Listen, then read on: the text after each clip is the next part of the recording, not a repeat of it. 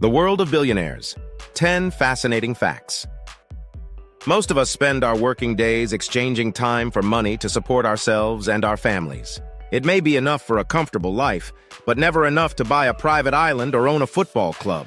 Today we'll talk about those who have made so much money that neither they nor their descendants, even 100 generations from now, would ever need to work a single day. Super-rich individuals have existed for as long as major civilizations have, but the concept of a billionaire is relatively modern and directly tied to the US dollar. However, wealth in ancient times was measured differently, not just in gold and precious metals, but in land, livestock, slaves, and taxation from conquered territories. This makes it difficult to determine who was truly the richest person in history, as there was no standardized method to calculate assets. One of the most legendary figures of extreme wealth was Mansa Musa, the ruler of the Mali Empire in the 14th century.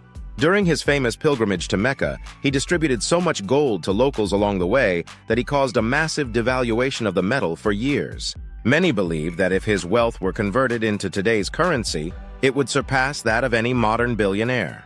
The evolution of wealth. Measurement. In Africa and the Middle East, vast fortunes were often accumulated through control of trade routes and gold mines. In Europe, Roman emperors not only possessed personal treasuries but also controlled the taxation of vast provinces.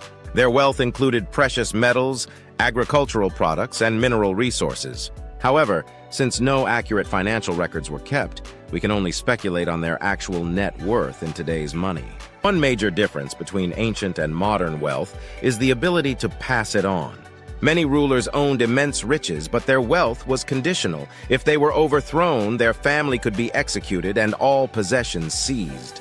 There were no legal protections for inheritance like today. As economies evolved, wealth became easier to quantify. The rise of trade, industry, and financial markets allowed people to invest in stocks, bonds, patents, and other capital assets.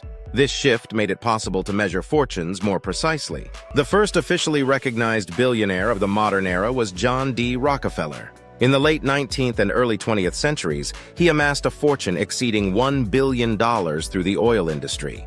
His immense wealth, unlike that of ancient rulers, was legally documented and tied to company shares, marking a new era of capitalism where monetary value became the primary indicator of financial success. The age of billionaires today, the wealth of billionaires is constantly tracked and ranked by financial publications.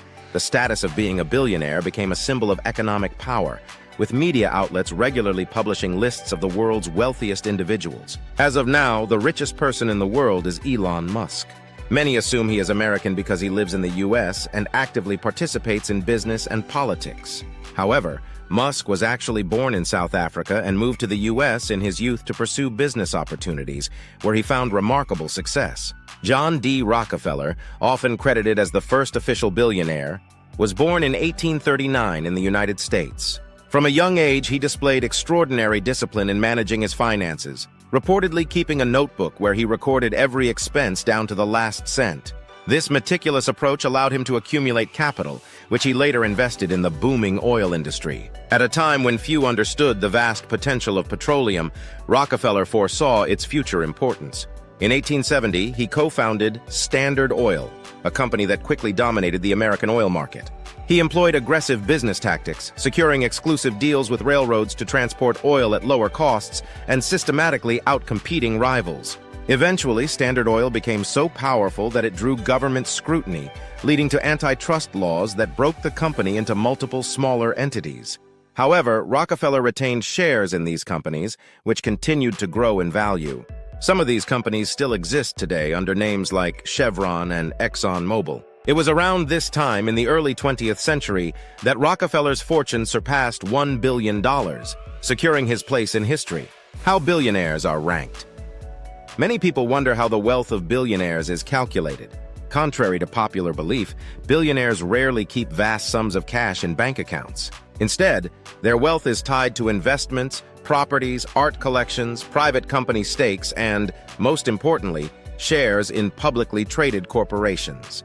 For example, Elon Musk's fortune is primarily based on the value of his shares in Tesla and SpaceX. His net worth fluctuates daily as stock prices rise or fall. There have even been times when Musk had no liquid cash to cover expenses, despite being worth billions on paper, leading him to borrow money from friends. Publications like Forbes track billionaire wealth by monitoring stock values, real estate transactions, and business investments. Because stock prices can be volatile, a billionaire can theoretically gain or lose billions in a single day without making any financial transactions, just from changes in stock valuation. If a billionaire like Musk decided to sell a large portion of his shares, stock prices would likely drop due to increased supply, significantly reducing the amount he could actually cash out. This is why the wealth of billionaires is often more theoretical than immediately accessible. The gender gap in billionaire rankings. The world's richest individuals are overwhelmingly men. While there are female billionaires, they rarely break into the top 10. Analyzing the wealthiest women in the world reveals an interesting pattern. Most inherited their fortunes rather than earning them. For example, Françoise Bettencourt-Meyers, the wealthiest woman, inherited her fortune from her grandfather, the founder of L'Oréal.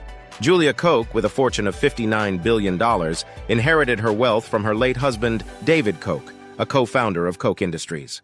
Similarly, Alice Walton, heiress to the Walmart empire, and Jacqueline Mars, whose family owns the company that makes Snickers and M&Ms, built their wealth through inheritance. The only self-made woman in the billionaire rankings is Gina Rinehart from Australia, who made her fortune in mining. Some argue that women are underrepresented among self-made billionaires due to systemic discrimination, while others believe it is simply a matter of interest. Fewer women pursue high-risk entrepreneurship compared to men. The philanthropy controversy. Many billionaires donate large sums to charity, funding medical research, education, and environmental projects. Some, like Bill Gates and Warren Buffett, have pledged to give away most of their wealth.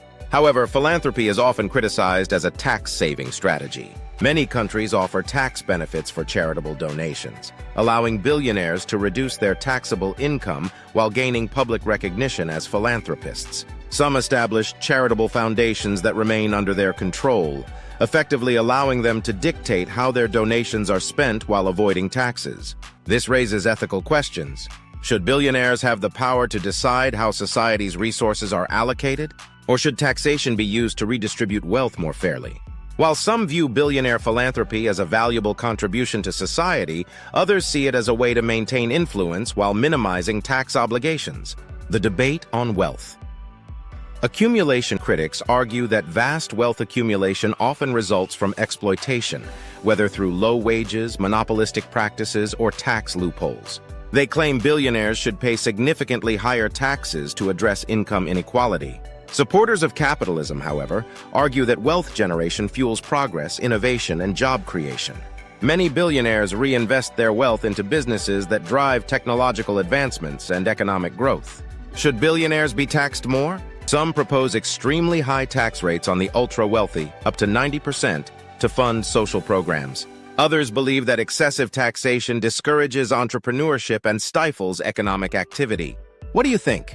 Should billionaires be taxed at much higher rates than average citizens, or is their wealth justified by their contributions to the economy? Share your thoughts in the comments.